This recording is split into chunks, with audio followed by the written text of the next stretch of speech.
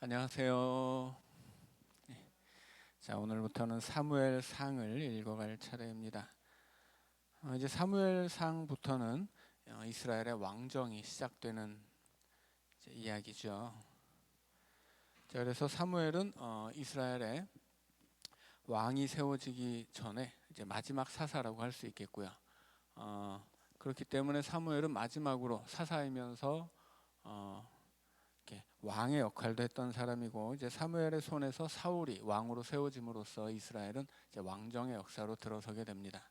이 왕정의 역사라고 하는 것은 다윗을 정점으로 하고 있는 거죠. 하나님 앞에 가장 온전했던 왕 다윗이 이스라엘의 정점을 이루게 되는 사건을 이제 보여주고, 그 다윗의 시대에 하나님의 모든 언약이 성취되면서 이제 그 이스라엘의 역사는 이막으로 넘어가게 되는 거죠. 그래서 새로운 차원으로 도약하는데, 그것이 이스라엘의 역사 속에서 왕의 모범을 세운 다윗이었다면, 그 다윗은 동시에 장차 이스라엘에 세워질 메시아의 모형으로 등장하는 것입니다. 그래서 다윗이라는 왕은 이 이스라엘이 하나님의 언약을 신실하게 수행함으로써 어떤 복을 받는가를 보여주는 왕이기도 하고, 그리고 장차 하나님이 이스라엘에게 보내주실 영원한 그 왕을 상징하는 인물이기도 하죠. 그래서 이스라엘의 역사 속에 왕이라고 하는 것은 굉장히 특별한 의미가 있는데, 그 왕을 향한 역사를 지금 기록하고 있는 것입니다. 자, 그리고 이 왕정을 향한 역사에서 첫 번째 등장하는 것이 오늘 한나의 이야기죠. 그리고 한나의 이야기 다음에는 엘리의 이야기가 나와요. 사무엘 앞에 이제 그 제사장과 또 사사 역할을 했던 사람이 엘리인데, 이 한나가 이제 장차 그 하나님의 은혜를 입을 어떤 그 이스라엘의 모습을 대표하는 인물이라면, 엘리는 그렇게 이 사사 시대에 하나님을 잃어버리고 망하는 이스라엘을 대표하는 인물이죠. 그래서 한나와 엘리가 대비되어 있고, 이 대비를 통해서 이 사무엘상은 이스라엘이 어떤 모습을 가져야만 하나님의 은혜 안에 이 이스라엘의 역사가 부흥할 수 있는가, 이제 그런 것들을 두 인물을 통해 대비시켜주고 있습니다. 그래서 성경에 나오는 인물들은 그 한 사람만의 이야기가 아니라 이것은 이스라엘을 상징하는 이야기이죠. 자, 우리 사무엘상 1장 1절 같이 읽도록 하겠습니다. 에브라임 산지 라마다임 소빔에 에브라임 사람 엘가나라 하는 사람이 있었으니, 그는 여로암의 아들이요 엘리후의 손자요 도후의 증손이요 숲의 현손이더라. 이 엘가나라는 사람은 사무엘의 아버지죠. 자, 그런데 그가 에브라임 산지에 살고 있습니다. 그러면 우리는 이 사람이 에브라임 지파인가 보다 이렇게 생각할 수 있는데, 그렇지 않죠. 왜냐하면 이후로 사무엘은, 엘가나의 아들인 사무엘이 대제사장이 되죠. 대제사장은 제사장 가문 자체가 레위 지파가 아니면 될 수 없는 거예요.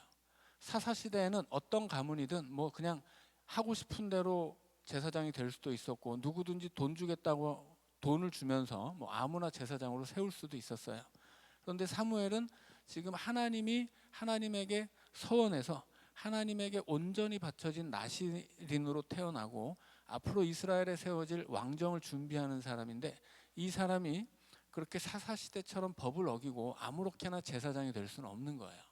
그러니까 이 사무엘이라고 하는 사람은 온전한, 하나님 앞에 온전한 사사거든요. 자, 그래서 에브라임 지파임에도 불구하고 법을 어기고 대제사장이 되었다라고 보는 것은 이야기의 전개상 그렇게 이해하는 것은 맞지가 않고요. 우리가 레위 지파가 어디에서 살았냐 이야기할 때 이스라엘 이 가나안 땅 온 땅이 흩어져 살았다고 말씀을 드렸죠. 레위 지파라고 해서 성전에서 사는 게 아니에요. 이 레위 지파는 너무 많은 사람들이 있었기 때문에 성전에서 일할 수 있는 사람은 아주 소수였어요. 그래서 일평생에 언제 그가 성전에서 봉사할 수 있느냐, 이것을 제비를 뽑아서 일을 할 정도입니다. 평소에는 이스라엘 가나안 땅 각처에 흩어져서 살았어요. 정해진 성읍에서. 그래서 당연히 에브라임 산지에도 레위 지파가 살던 성읍이 2개 내지 3개가 있었고, 이 엘가나라고 하는 사람은 레위 지파로서 그 에브라임 산지에 흩어져 살던 사람이에요. 그렇기 때문에 사무엘이 엘리의 뒤를 이어서 대제사장이 될 수 있는 것입니다. 자, 2절입니다. 그에게 두 아내가 있었으니 한 사람의 이름은 한나요, 한 사람의 이름은 분인나라. 분인나에게는 자식이 있고 한나에게는 자식이 없었더라. 이 사람이 매년 자기 성읍에서 나와서 실로에 올라가서 만군의 여호와께 예배하며 제사를 드렸는데 엘리의 두 아들 홈니와 비느하스가 여호와의 제사장으로 거기에 있었더라. 자, 엘가나의 가정이 해마다 하나님의 성소가 있는 이제 실로에 가서 예배를 화목제를 드리는데 이 제사는 구약 시대 제사는 우리 시대로 하면 예배죠. 이 예배가 제대로 된 것일 리가 없어요. 왜냐하면 그 제사를 집전하는 제사장들이 홈니와 비느하스이기 때문이죠. 이 홈니와 비느하스는 애굽식의 이름이에요. 그러니까 이 이스라엘의 대제사장이었던 엘리의 두 아들이 그 아들들의 이름이 애굽식의 이름이었다라고 하는 것은 이 집안이 그만큼 틀려 먹었구나 하는 것을 알게 하는 것입니다. 자, 분인나 역시도 이방인 방식의 이름이에요. 자, 4절입니다. 엘가나가 제사를 드리는 날에는 제물의 분깃을 그의 아내 분인나와 그의 모든 자녀에게 주고 한나에게는 갑절을 주니 이는 그를 사랑함이라. 그러나 여호와께서 그에게 임신하지 못하게 하시니 여호와께서 그에게 임신하지 못하게 하심으로 그의 적수인 분인나가 그를 심히 격분하게 하여 괴롭게 하더라. 매년 한나가 여호와의 집에 올라갈 때마다 남편이 그같이 하매 분인나가 그를 격분시키므로 그가 울고 먹지 아니하니 그의 남편 엘가나가 그에게 이르되 한나여 어찌하여 울며 어찌하여 먹지 아니하며 어찌하여 그대의 마음이 슬프냐 내가 그대에게 10 아들보다 낫지 아니하냐 하니라. 자, 이 제사를 집전하는 제사장이 홈리와 비느하스라는 시점에서 이미 이 제사는 틀렸구나라는 걸 직감할 수 있는데 이제 그 내용이 역시나 좀 기가 막힌 거예요. 자, 이 엘가나의 집에 부인이 둘 있는데 정부인은 한나이고 이제 첩이 분인나겠죠. 자, 그런데 분인나에게는 아들이 있고 한나에게는 아들이 없어요. 그러면 분인나의 아들이 장자입니다. 그럼에도 불구하고 이 제물을 드리고 그 화목제로 그것을 나누어 먹을 때 엘가나가 한나에게 2몫을 주고 분인나에게는 나머지는 다 1몫을 줘요. 그러니까 분인나의 아들도 1몫을 받는 거예요. 그 분인나의 아들은 장자라서 2몫을 받아야 되는데 이 엘가나가 법이고 뭐고 떠나서 5절에 한나에게 갑절을 주는 이유는 그를 사랑함이다 이렇게 이야기하죠. 자, 그 옆에다가 신명기 21장 15절에서 17절을 좀 적어 놓으시면 좋습니다. 신명기 21장 15에서 17절. 그럼 뭐라고 써 있냐면 만약 부인이 여럿 있을 때 그중에 더 사랑하는 부인도 있고 덜 사랑하는 부인도 있어요. 그렇지만 남편이 더 사랑한다고 해서 그 더 사랑하는 여인의 아들이 장자가 아님에도 불구하고 부인을 사랑하기 때문에 그를 장자로 세울 수는 없다라는 것이 명시되어 있습니다. 그러니까 장자는 그 장자의 어머니를 사랑하든 사랑하지 않든 자기 몫의 지분을 받아야 돼요. 그것을 신명기가 명확하게 기록하고 있거든요. 그런데 엘가나는 그냥 자기가 한나를 사랑한다는 이유로 엘가나가 낳은 장자를 무시하고 있는 거예요. 자, 그러니까 이 제사가 제대로 된 것일 리가 없죠. 그 결과도 마찬가지예요. 화목제라고 하는 것은 하나님 앞에서 화목하기를 바라는 마음으로 드리는 제사인데 화목제를 드릴 때마다 싸우는 거예요. 왜냐하면 분인나의 입장에서는 자기가 장자를 낳았는데 장자 대접을 안 해주고 아기를 못 낳은 한나에게 장자의 몫을 주니까 싸움이 날 수밖에 없죠. 그러니까 이 엘가나가 해마다 하나님 앞에 제사를 드리지만 해마다 그렇게 틀려 먹은 거예요. 화목제를 드린 의미도 없고 화목제 안에서 법이 지켜지지도 않고 화목제 안에서 그것을 제사하는 제사장부터가 틀려 먹었으니까 이 화목제는 사사시대에 드려지던 잘못된 예배, 실패한 예배를 그대로 보여주는 것입니다. 그래서 이스라엘을 상징하는 한나가 왜 이렇게 괴로움을 당해요? 이방 여인 분인나에게 왜 이렇게 고통을 받습니까? 그것은 하나님을 제대로 예배하지 못했기 때문이에요. 그들이 율법도 지키지 않았고 제사장은 타락했고 그들은 이 화목제를 드려도 아무 의미가 없는 그런 예배를 드리지만 하나님이 받지 않는 그런 예배를 드린 거죠. 그 결과로 이 사사시대에 드려지던 예배를 상징하는 예배가 이 엘가나의 집에서 드려진 거예요. 그리고 그 결과로 이스라엘을 상징하는 한나라는 여인은 아들이 없습니다. 하나님이 그 태를 닫아버린 거죠. 그것이 지금 이스라엘의 모습인 거예요. 그래서 한나는 지금 이스라엘의 모습을 상징적으로 보여주는 여인입니다. 8절에서 이 남편이 얼마나 웃긴 사람이냐면 8절에 보면 어찌하여라는 말이 3번 나와요. 어찌하여 어찌하여 어찌하여. 자, 이것은 이렇게 어찌하여가 2번 이상 반복되면 이 문장은 책망하는 내용입니다. 그래서 성경 안에서 어찌하여 무엇하느냐 어찌하여 무엇하느냐 이런 얘기가 나올 때마다 그 말씀은 다 책망이에요. 이것은 이 히브리 문법인데 히브리 문법 안에서 어찌하여가 반복되면 책망이다라고 생각하시면 돼요. 근데 이 남편이 자기 아내에게 화를 내는 거예요. 정당하게 분인나가 낳은 아들의 몫을 분인나에게 주었으면 이 사단이 안 벌어질 텐데 법이고 뭐고 다 법이고 장자고 다 무시하고 저 좋은 대로 했기 때문에 지금 집안에 풍파가 일어났는데 오히려 이 철없는 남편이 자기 아내한테 화를 내는 거죠. 야, 내가 이렇게 잘해주는데 너 왜 울어? 내가 2배로 먹을 걸 줬는데 왜 안 먹어? 이거 정말 이 남자들이 철이 없죠. 자, 그래서 여기까지 나온 이야기는 이 집안은 아주 총체적으로 망한 집안이구나. 어떻게 참 구제할 길이 참 보이지 않는 어려운 형편이구나. 이런 상황을 보여주고 있는 것입니다. 자, 이제 이렇게 그 사사시대 이스라엘의 모습을 보여주면서 그 망해버린 민족의 모습을 엘가나의 가정의 모습으로 그대로 보여주었는데 이제 한나의 모습을 통해서 앞으로 이스라엘이 그 이제까지 사사시대의 그 잘못된 모습을 벗어나려면 어떻게 해야 되느냐, 이거를 이제 한나의 모습을 통해 보여주고 있습니다. 자, 9절입니다. 그들이 실로에서 먹고 마신 후에 한나가 일어나니 그때 제사장 엘리는 여호와의 전 문설주 곁 의자에 앉아 있었더라. 한나가 마음이 괴로워서 여호와께 기도하고 통곡하며 서원하여 이르되 만군의 여호와여, 만일 주의 여종의 고통을 돌보시고 나를 기억하사 주의 여종을 잊지 아니하시고 주의 여종에게 아들을 주시면 내가 그의 평생에 그를 여호와께 드리고 삭도를 그의 머리에 대지 아니하겠나이다. 자, 이제 한나가 하나님 앞에 기도하죠.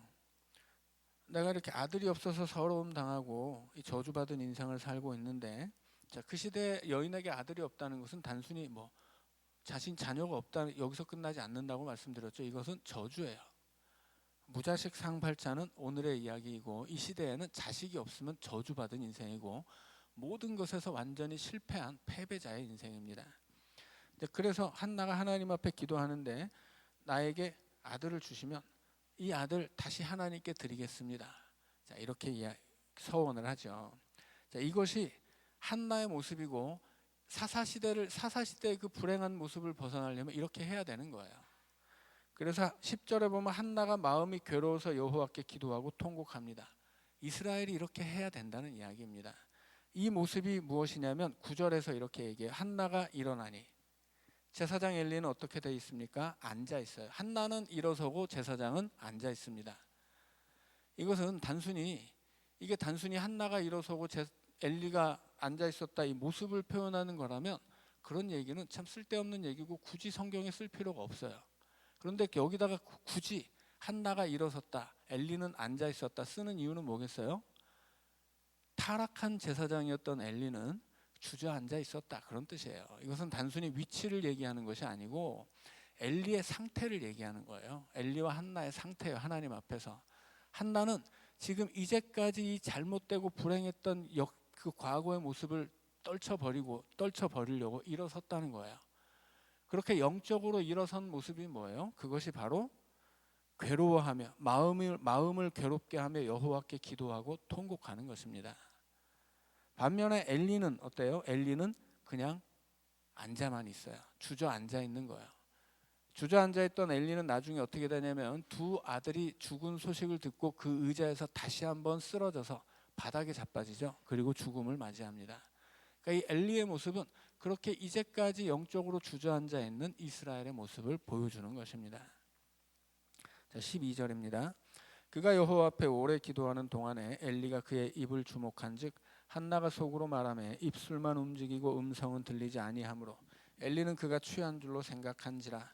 엘리가 그에게 이르되 네가 언제까지 취하여 있겠느냐 포도주를 끊으라 하니 한나가 대답하여 이르되 내 주여 그렇지 아니하나이다. 나는 마음이 슬픈 여자라 포도주나 독주를 마신 것이 아니요 여호와 앞에 내 심정을 통한 것뿐이오니 당신의 여종을 악한 여자로 여기지 마옵소서. 내가 지금까지 말한 것은 나의 원통함과 격분됨이 많기 때문이니이다 하는지라.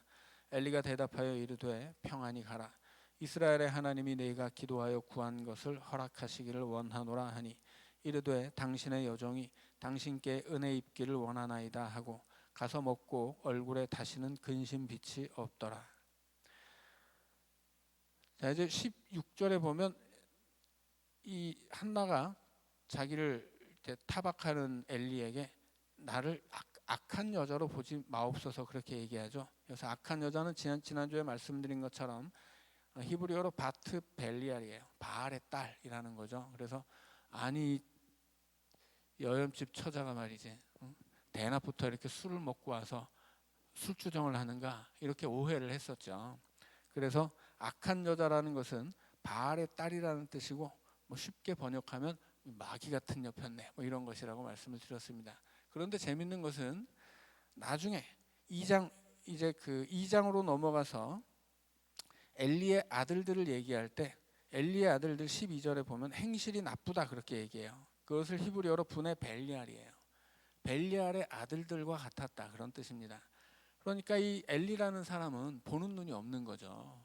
기도하는 여인은 술 취한 마귀 같은 여편네를 보고 자기가 사랑하는 눈으로 보는 그 아들들은 실제로는 이 바알의 아들들과 같은 모습이었던 거예요. 그런데 그것을 분별하는 눈이 없어요. 그래서 엘리라고 하는 사람은 영적으로 주저앉아 있는 사람이고 앞이 캄캄해서 잘 보지 못할 뿐 아니라 영적인 눈도 닫혀 있는 사람입니다. 자, 그에 반해서 이제 한나는 어떤 사람이에요?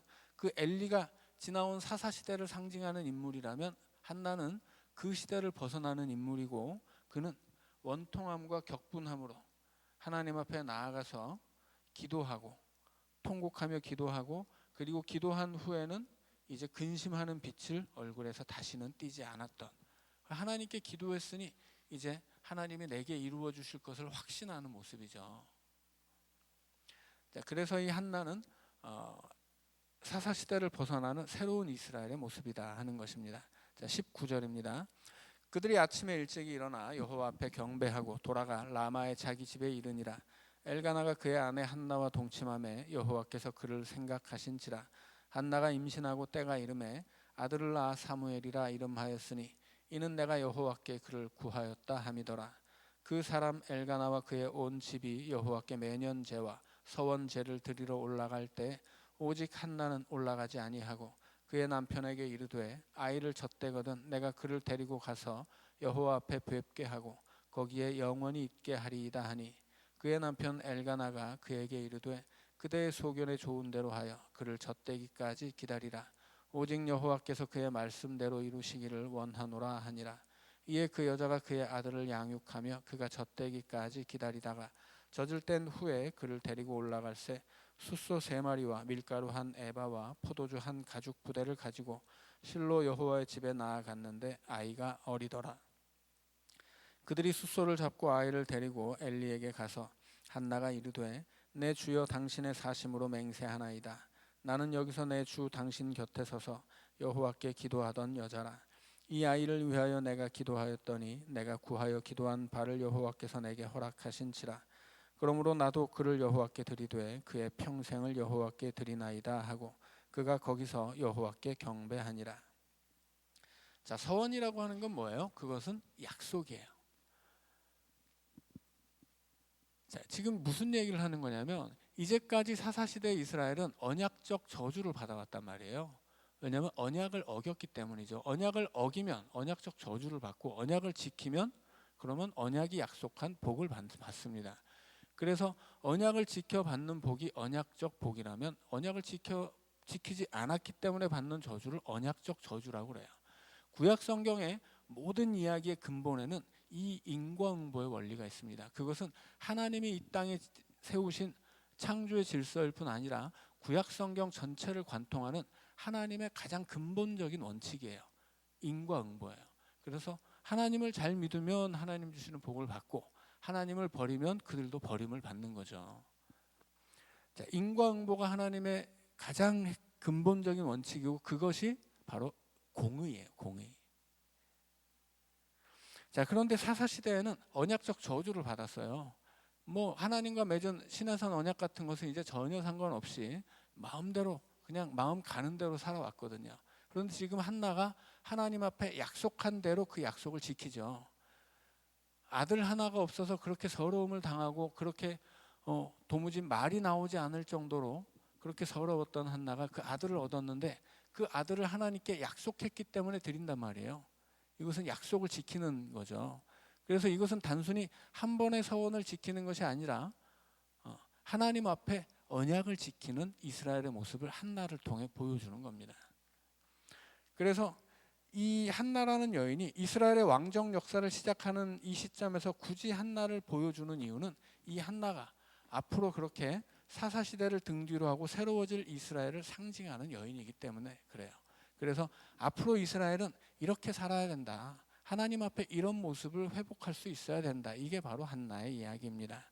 그래서 한나는 자기에게 가장 소중한 아들을 하나님 앞에 드리죠.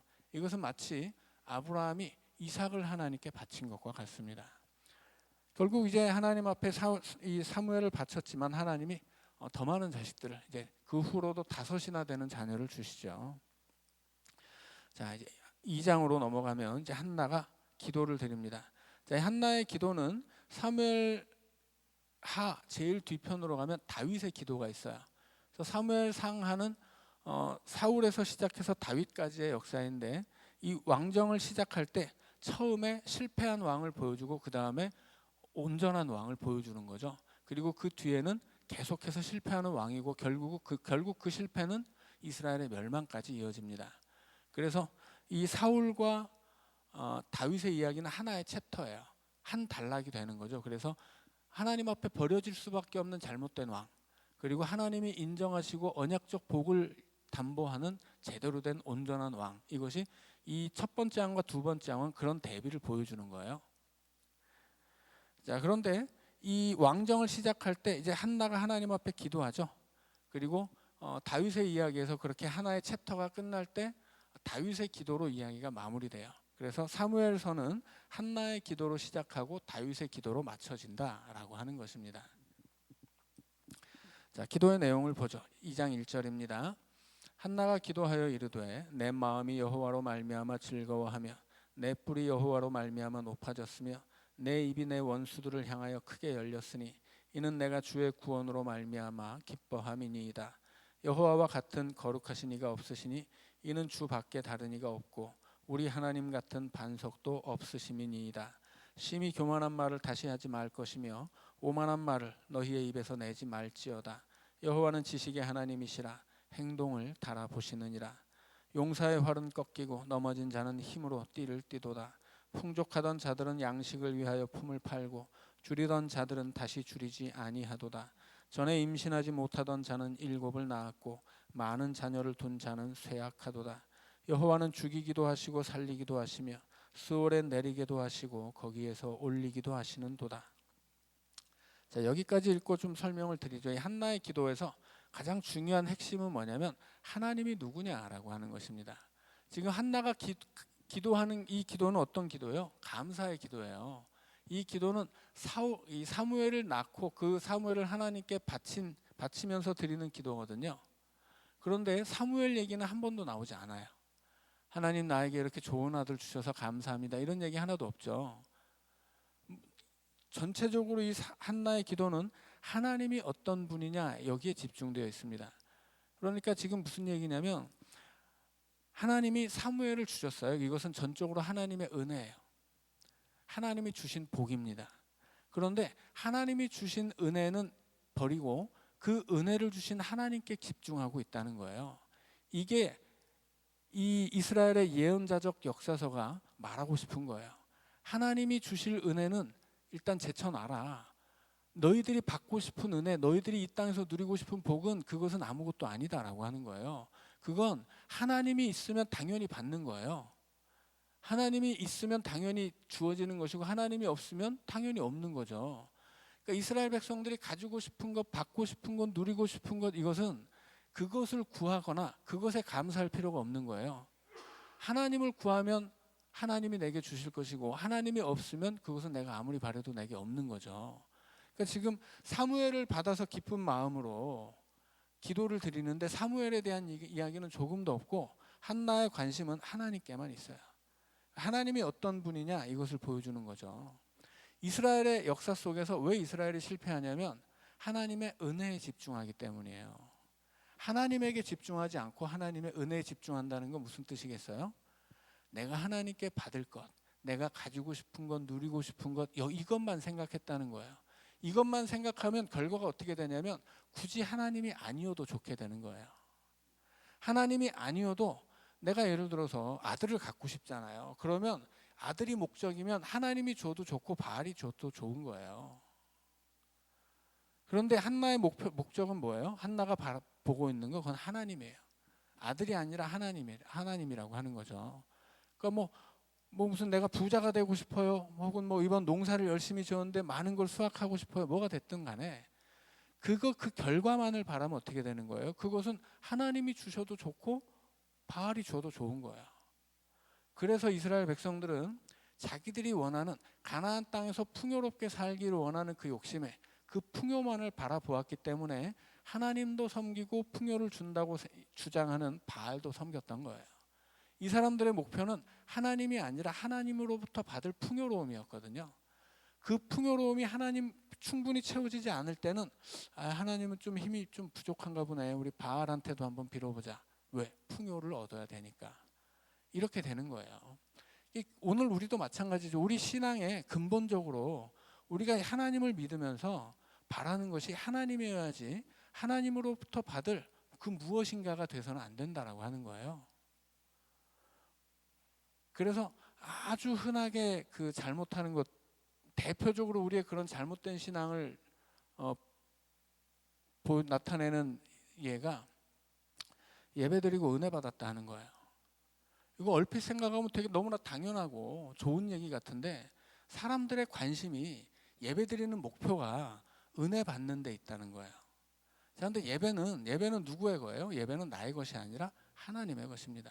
우리는 예배를 통해서 나를 구원해 주시고 내게 은혜를 베풀어 주신 하나님 앞에 감사하고 그 구원의 은총에 응답하는 것이지 그 예배를 통해서도 내가 은혜를 받으려고 하는 게 아니에요.